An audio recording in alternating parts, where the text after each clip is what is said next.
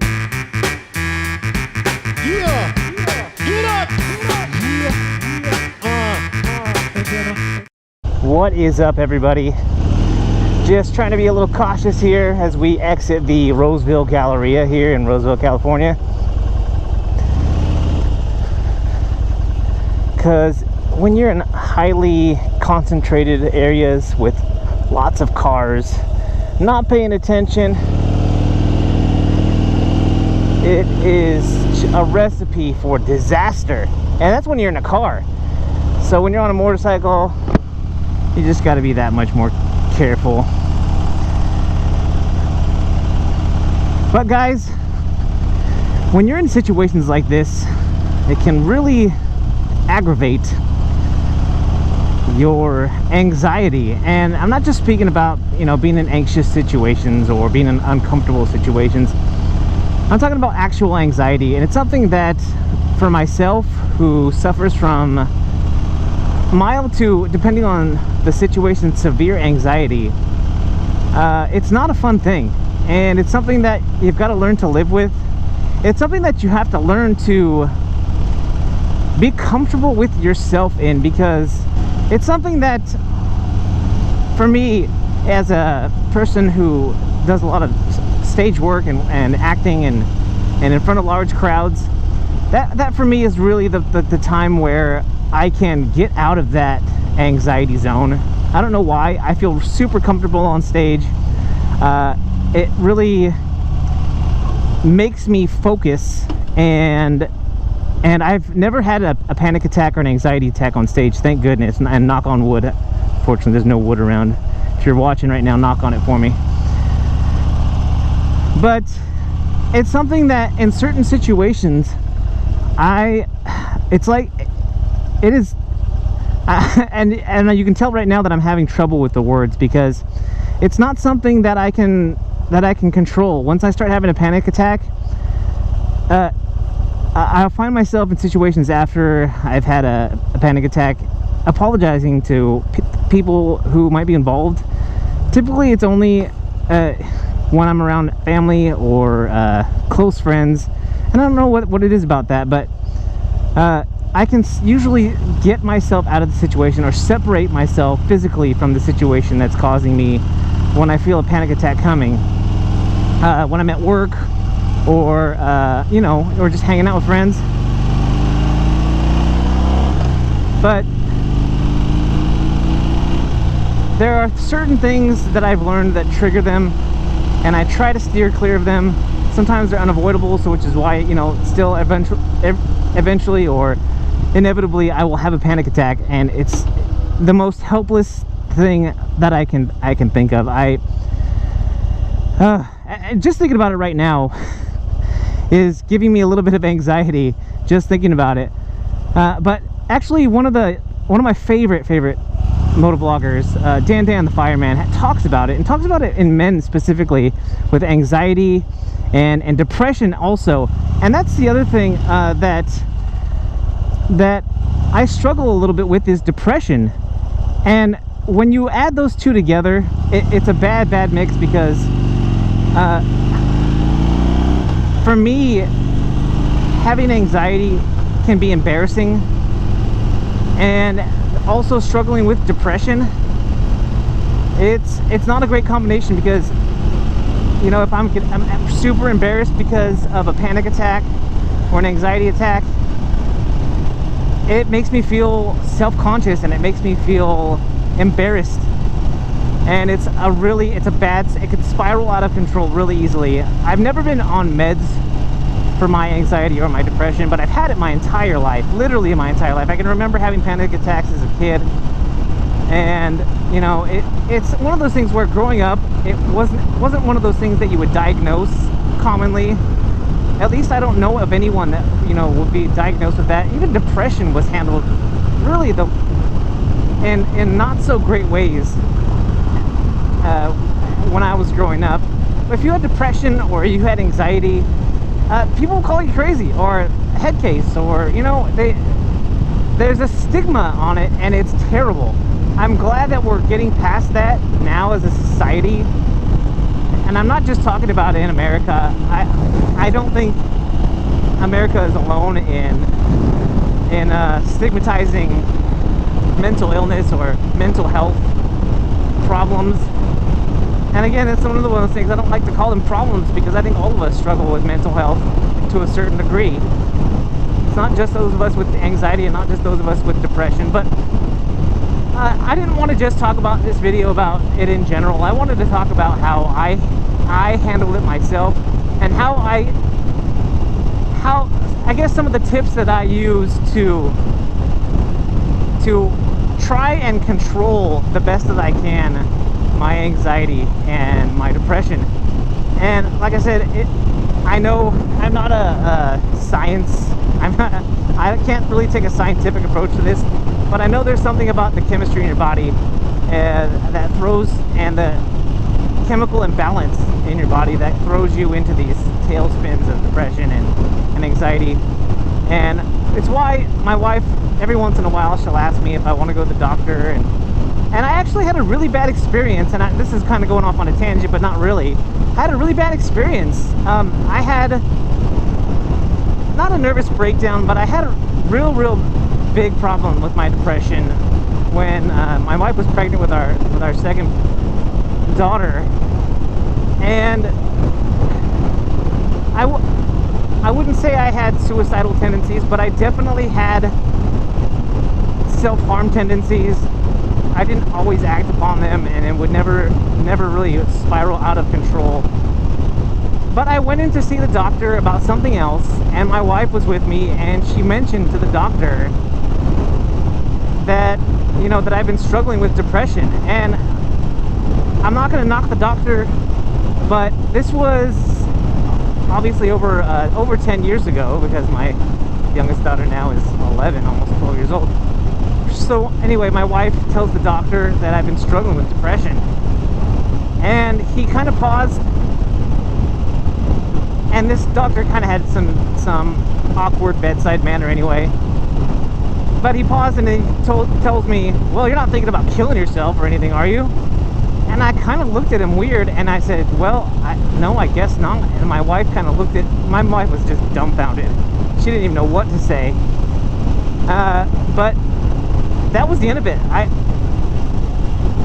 He asked me that, and I said no, and he said, well, as long as you're not doing that, I think you're going to be okay. And that was the last time that I talked to a doctor about depression.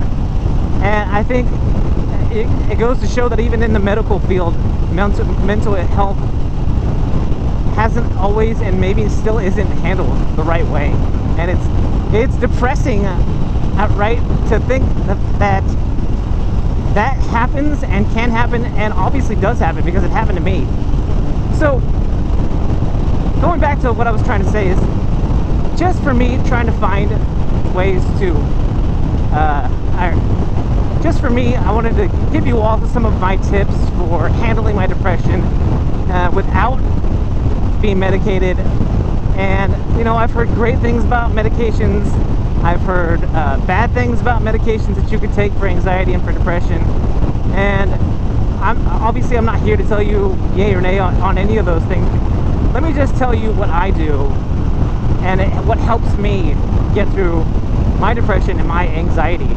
One of the things, and I've mentioned it already, is separating myself from the situation. So if you're one of those people who suffers from anxiety and is prone to panic attacks,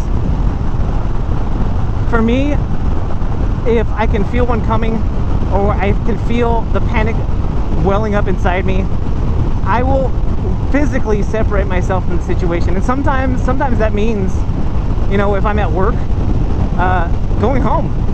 And I'm fortunate enough to work in a place where, if, you know, I'm having a tough day with my mental health, my place of work has no problem with taking a mental health day. And I think that's great. I would hope that any place that you work would have the same sympathy and the same empathy and the same protocols for someone who is struggling with in a way that I struggle as well. So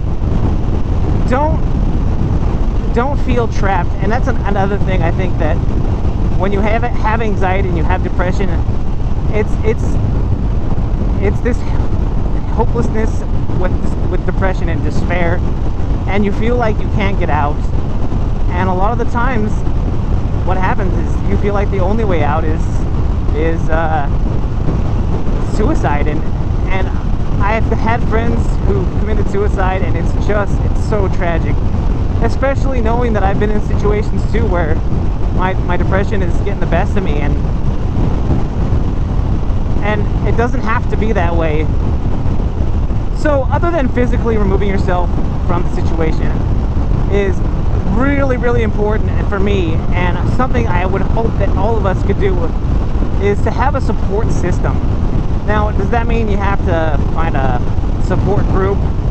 That doesn't mean that per se, but if you're someone who maybe lives in an area where you don't know a lot of people, that might be a good way to go. There are suicide hotlines, and I know people, and I've had friends who have worked for those and volunteered for those things. So trust me when I say, if you call a suicide hotline, you're in good hands.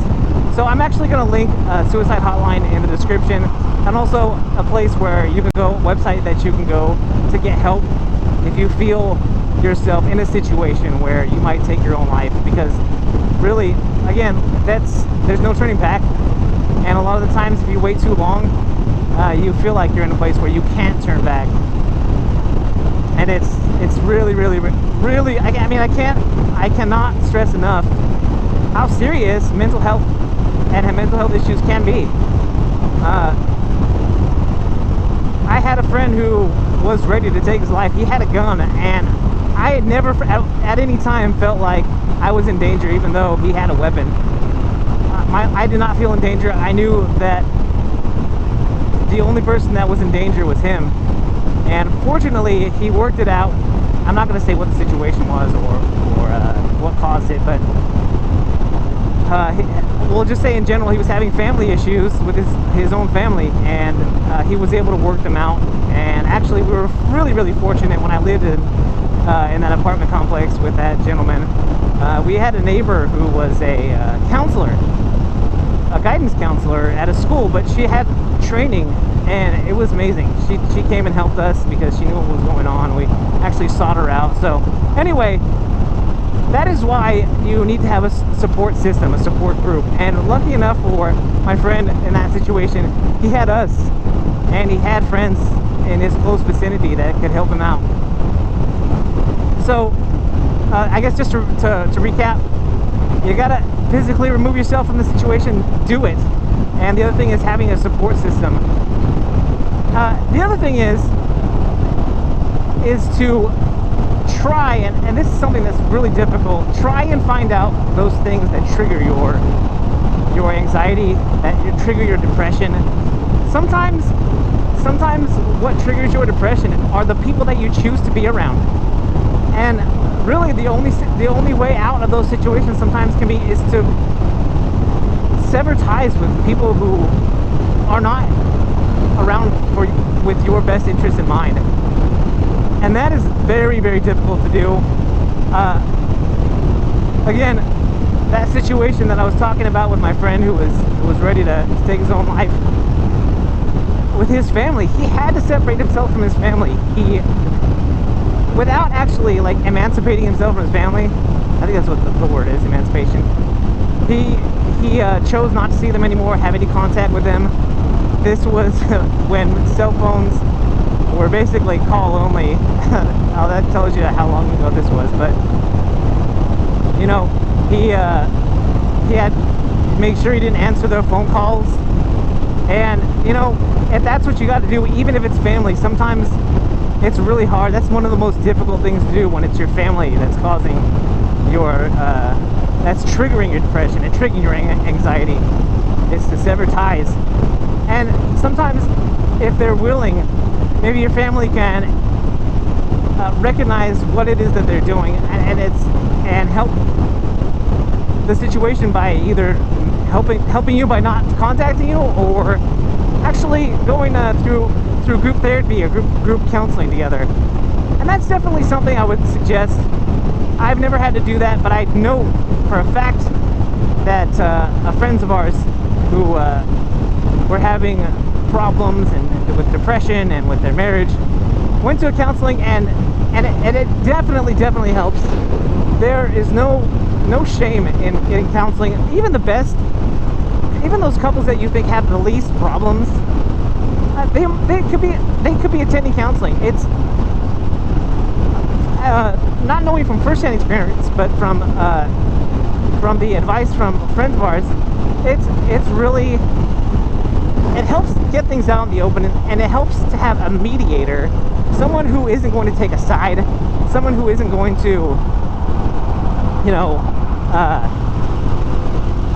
who isn't going to further the problem, and who is trained to help you get through it. So there are a lot of options, there are a lot of solutions, and not all of them involve medication. So if you are one of those people who struggle with mental health, who struggle with depression, who struggle with anxiety like me, don't be afraid to reach out. And again, if it would be so awesome if you struggle with these things yourself, so leave it in the comments. Leave tips on what you do to get through your depression, through your anxiety. It's something that needs to be talked about. It's something that needs to be put out there and have that stigma removed, because the less we talk about it and the more we sweep it under the rug, you know, it's only going to get worse. So I highly encourage you to leave it in the comments, and even just some encouragement. Even if it's not for me, if it's for any of those people out there that are struggling, men or women. I speak more from experience for men, but you know, I know that there are women who watch my videos, so please chime in, because this is something that's super important. It's not just important to me, it's important to my loved ones, and to those who are struggling with its loved ones, to make sure that they know that there's support out there. So guys, I know this is kind of a heavy subject, but it was something that was on my mind, something that I wanted to put out there. Especially big shout out to Dan the Fireman, who puts content out on this subject regularly. He's definitely got a handful of videos out there that discuss this topic at length, and it's something I really appreciate. It's one of the reasons why I can relate, and Dan the Fireman is one of my favorite motovloggers. So guys, that's all I got for you today. If you like this video, go ahead and hit the thumbs up down there, which is the like button. And if you're so inclined, hit the subscribe button, which I'll pop up right over here. I'll also throw up some links over here in this direction, so you can go straight to one of my other videos. Guys, if you are riding, be safe. And if you're not riding, get riding. This is that one guy, and I'm out.